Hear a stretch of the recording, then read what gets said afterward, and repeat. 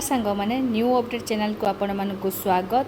जमीती कि आपण मैंने जानी प्रथम रु मु नर्सिंग अपडेट गुड़ाक आपण को ये चैनल माध्यम दे आसुली एवं आगक दे आसुथी किंतु देखंतु जो पिला माने बा जो छात्र छात्री मैंने नर्सिंग करने को चाहूँगी ANM GNM basic BSc nursing PBBSc nursing MSc nursing बा पोस्ट डिप्लोमा नर्सिंग करने को चाहूँगी से गोटे नुआ अपडेट आसी जाइए जोटा कि आपणकर डीएमईटी काउंसिल बा director of medical education training Odisha site रे आपण को देखा जाउथबो जोटा कि नोटिस आपण देखंतु एठी 18/6/2026 रे आपण को ए नोटिस टी आसी जाइए। यही नोटिस रे आपण को एडमिशन जो ऑनलाइन अप्लाई करेंगे जो छात्र छात्री मैंने +2 पास करछंती बा जो मानकर +2 अच्छी से माने अप्लाई करि पारिबे। देखंतु एठी आपणकर GNM BSc nursing ANM MSc nursing post basic nursing BSc nursing सबू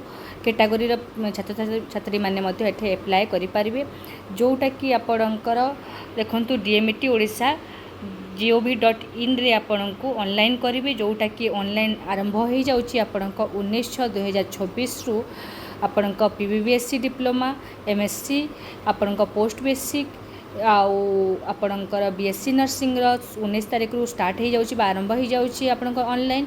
ठीक से परी बेसिक बीएससी नर्सिंग 19/6/2026 रु आरंभ हो जाउची एवं जीएनएम एएनएम आपणकर 19/6/2026 रु आपणकर ऑनलाइन आरंभ हो जाउची। ठीक से परी आपणकर ऑनलाइन फी गुड़ाक जो अच्छी को डेट पर्यंत सबमिट करने कथा बा ऑनलाइन पेमेंट केते दिन पर्यंत देवा कथा देखंतु एठी 19/6/2026 5टा PM पर्यंत आपण को लास्ट दे पारिबे। ठीक सेमिति आपणकर बेसिक बीएससी और जीएनएम एएनएम रो मध्य दे पारिबे। एठी देखंतु आपणकर last date of online registration form केते दिन पर्यंत आपण लास्ट डेट अछि 11/7 पर्यंत आपणकर लास्ट डेट अछि एवं सबमिशन जेपरि देखंतु एठी 17/7/2026 पर्यंत आपणकर सबमिशन डेट अछि जोटा कि आपणकर धरिक चलतु जुलाई 15 तारीख पर्यंत आपणकर ऑनलाइन लास्ट डेट अच्छी।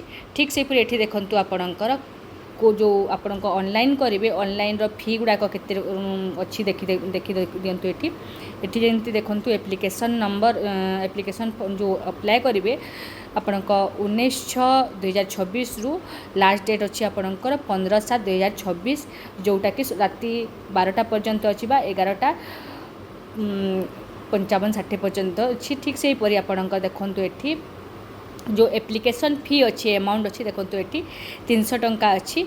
ठीक अच्छे जोटा कि आपण को पे करने पड़ो ऑनलाइन एवं जोटा कि आपण को देवाई पड़ो ऑनलाइन। ठीक से परी एएनएम कोर्स पाई आपण को 500 टंका देवाक पड़ो एवं GNM basic BSc post basic BSc MSc post basic diploma पाई आपणकर एक्जिस्टिंग बैंक चार्जेस मध्य रही। ठीक अच्छे जोटा कि आप यूपीआई माध्यम दे पारिबे जोटा कि आपण को सही सेम आपण को 500 टंका रहिबो। किंतु जो पिला माने बीएससी नर्सिंग रे अप्लाई करबा को चाहउछथि जो पिला माने ओजेई एंट्रेंस देइछंती सेही पिला माने ही आपण को जो रैंक कार्ड अछि से माने ही बीएससी नर्सिंग एमएससी नर्सिंग एवं पोस्ट बेसिक नर्सिंग आपण अप्लाई करि पारिबे बा एडमिशन करि पारिबे। एठी आपणकर टोटाल जिनस एठी दिया जाइछि आपण बेसी किछि जदि आउ जानिबा पई चाहउछंती ताले डीएमईटी ओडिशा गवर्नमेंट.in रे आपण सबु जिनस एठी अछि देखंतु आपणकर एडमिशन फॉर्म ऑलरेडी आसी जाइछि जोटा कि काली ठारू ही आपणकर स्टार्ट हो जाउछि ANM GNM basic BSc post basic BSc nursing MSc nursing post basic diploma nursing course 26 session पई आपणकर एडमिशन आरंभ हो जाइछि।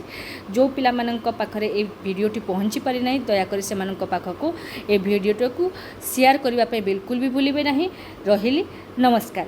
यहीपरी वीडियो नेक्स्ट आग को कौन कौन अपडेट आसुची नर्सिंग विषय में निश्चित भाव में आपण पाखे पहुँचेबी शेयर करी। रहिली नमस्कार।